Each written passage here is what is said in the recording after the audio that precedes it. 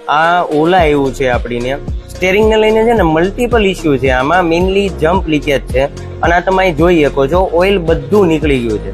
અને આનાથી જ તમે એક આઈડિયા લગાવી શકો કે ગાડી ચલાવતી વખતે જે સ્મૂથનેસ હોવી જોઈએ ને એ આમાં બિલકુલ નહીં હોય. પ્લસ હેન્ડલમાં પણ બહુ જાજી પ્લે હતી, એ પણ અહીં ક્લિયર દેખાય છે. આ સોલ્વ કરવા માટે બોલ્ટ પ્લસ બુસ્ટ બે ચેક કરવાના છે અને જેટલા પણ ખરાબ હશે એ નવા નાખવાના છે.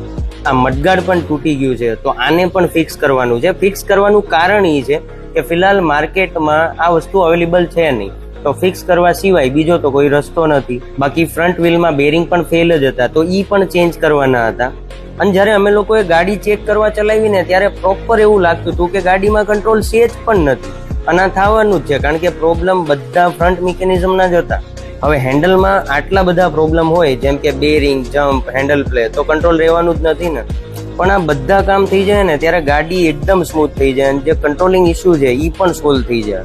ઇન શોર્ટ પ્રોપર ફીલ આવશે ગાડીમાં. બાકી બાઇક રિલેટેડ કોઈ ઇસ્યુ કે ઇન્ક્વાયરી હોય તો તમે અમારો કોન્ટેક્ટ કરી શકો છો.